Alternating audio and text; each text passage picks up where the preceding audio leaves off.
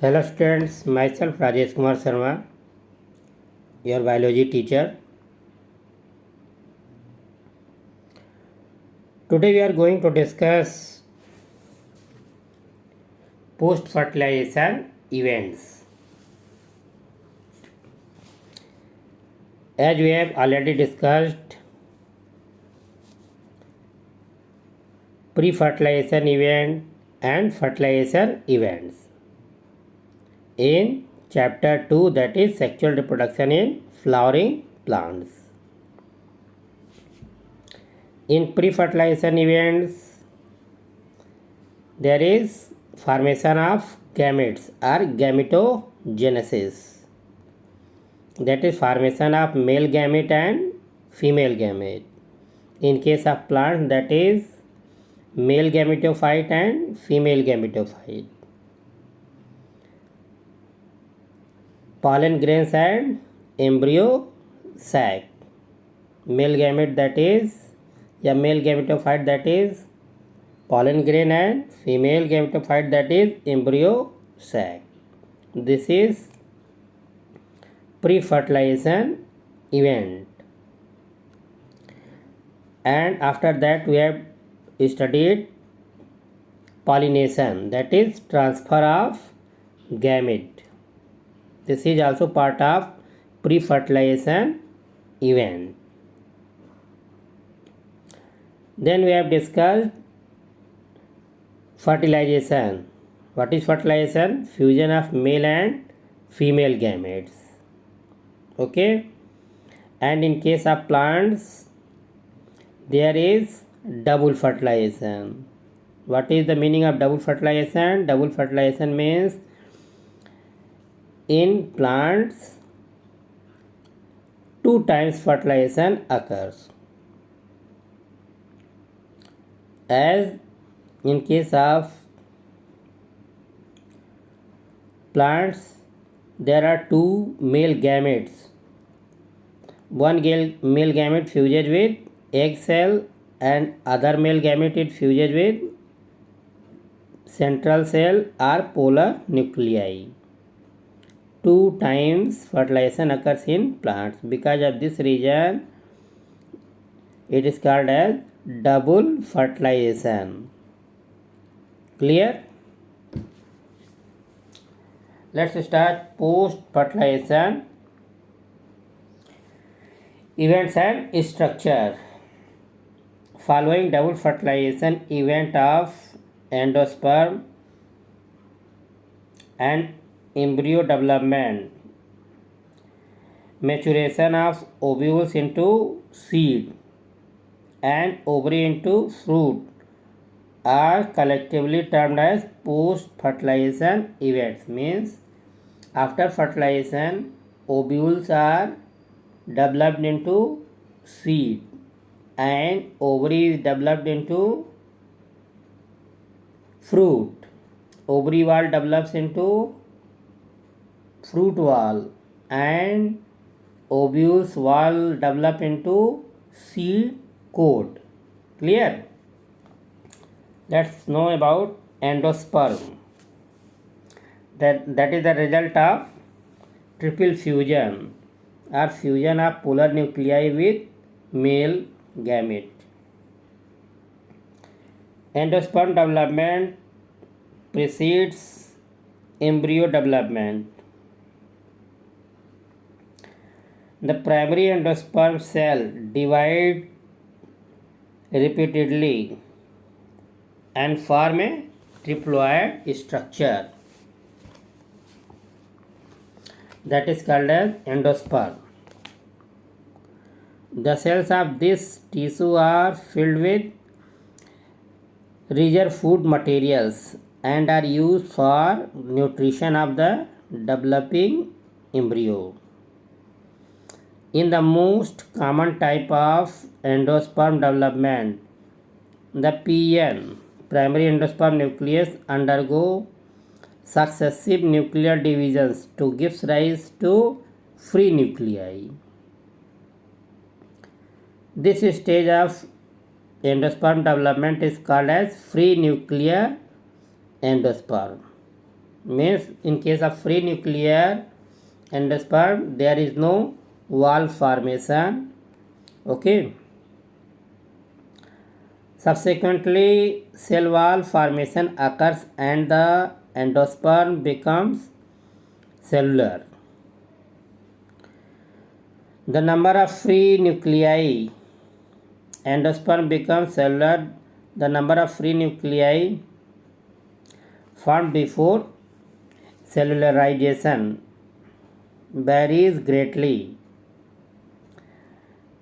The coconut water from tender coconut that you are familiar with is nothing but free nuclear endosperm. Means the coconut water is liquid endosperm, that is in the form of free nuclear endosperm, and surrounding white kernel is cellular endosperm. Endosperm may either be completely consumed by the developing embryo that is in case of pea and groundnut and beans before seed maturation, or it may persist in the mature seeds. Example, that is in case of castor and coconut, and be used up during seed germination. Clear? Next, that is embryo. What is embryo? Embryo is the part of seed which have ability to germinate and develops into a new plant. Clear? Embryo is a part of seed which have ability to germinate and develops into a new plant. Embryo develops at the micropylar end of the embryo sac where the zygote is situated. Most zygote divides only after certain amount of endosperm is formed. This is an adaptation to the which provide assured nutrition to the developing embryo. Though the seed differ greatly, the early stages of embryo development, embryogeny, are similar to both monocotyledons and dicotyledons. The stages of embryogeny in the dicotyledon embryo and monocotyledon embryo is same. The zygote gives rise to the proembryo and subsequently to the globular, heart-shaped and mature embryo. A typical dicotyledon embryo consists of an embryonal axis and two cotyledons. You may have seen in pulses and oil seeds that there is presence of two cotyledons, while in case of food grains like wheat, maize, there is only single cotyledon.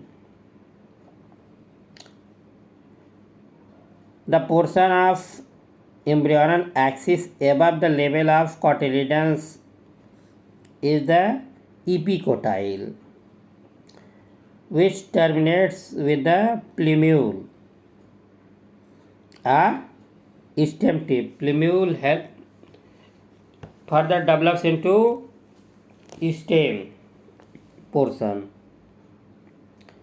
The cylindrical portion below the embryo of cotyledon is hypocotyle that terminates at the lower end in the radicular root tip, means hypocotyle or radicle develops into root system, while epicotyle or plumule develops into shoot system or stem system. The root tip is covered with the root cap. Embryos of monocotyledon possesses only one cotyledon. In the grass family, that is Gramineae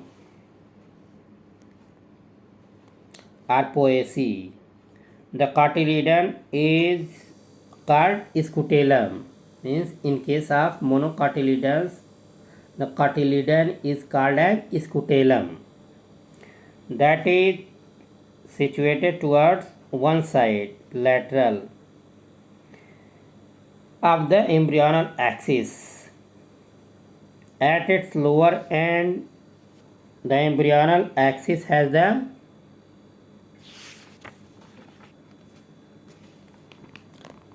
radicle and the root cap enclosed in an undifferentiated sheath called coleorrhiza. Coleorrhiza is protecting sheath of root system, while coleoptile is protecting sheath of shoot system. The portion of the embryonal axis above the level of attachment of scutellum is the epicotyle. Epicotyle has a shoot apex and a few leaf primordia enclosed in a hollow foliar structure, that is coleoptile. Means coleoptile is protecting sheath of shoot system and coleorrhiza is the protecting sheath of root system. This is about embryo, and as I told, embryo is the part of seed which have ability to give rise a new plant. Clear? We will discuss seed in our next lecture. Okay? Thank you.